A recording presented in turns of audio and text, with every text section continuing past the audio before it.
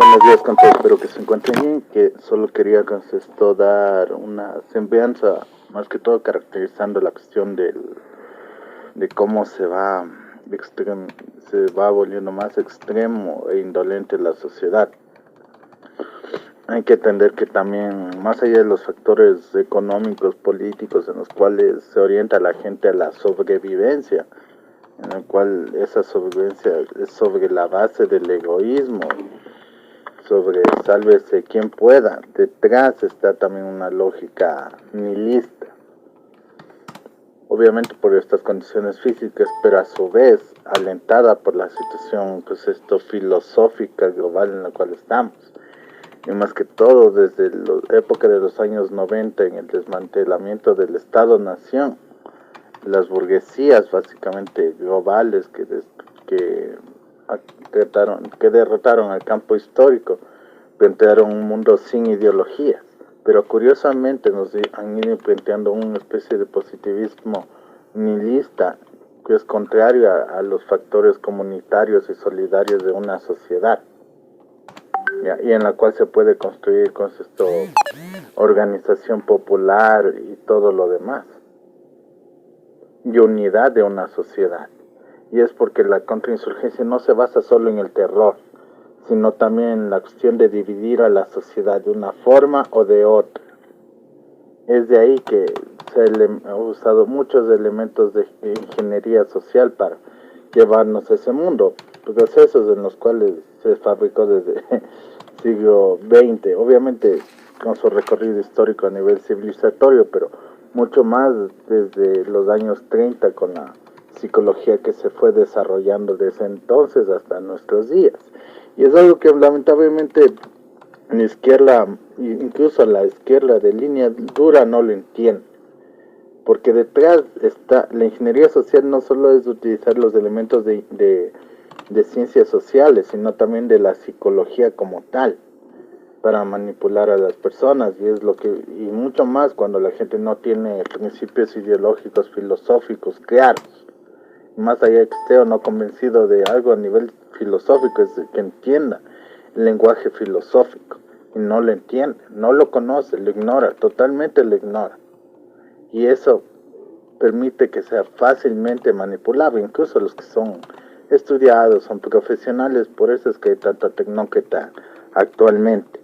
Entonces, sobre esa base nos han ido implantando un nihilismo extremo y una cultura dionisiaca. Es por eso que detrás está también la cuestión del reggaetón, las películas de narcos, el mainstream de violencia, etcétera, etcétera, etcétera, que ayudan a ir orientando a la sociedad hacia esa sociedad indolente y cruel y nihilista.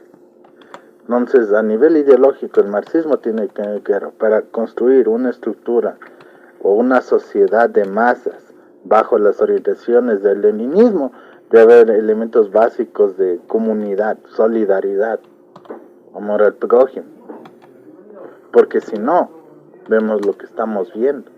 Y en una sociedad así, en el sentido histórico, sabemos cómo paga.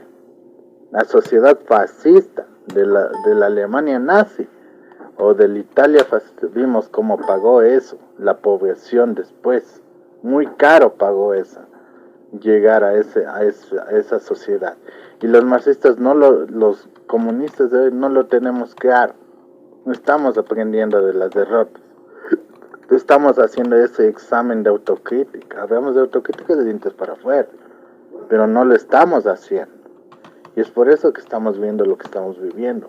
En un sentido también de creyente, personalmente, yo como creyente, yo les puedo decir, en la Biblia tienes muchas lecciones históricas sobre eso. Si ponemos a ver a Isaías o a Jeremías, sus sociedades en las que vivían indolentes. No era solo la cuestión de apartados de la creencia de un Dios judeo-cristiano, o judío en la época de ambos profetas. Es el hecho de que al plantear la creencia de un Dios monoteísta, se planteaba elementos de solidaridad, comunión, rectitud social, Cuando la gente fue adorando a otros dioses, se perdió esos elementos. Y básicamente vimos cómo pagaron esa sociedad. Sobre todo en la época de Jeremías, cuando vino el imperio babilónico y arrasó con el pueblo de Israel y destruyó ese país, esa sociedad. Lo mismo estamos viviendo nosotros.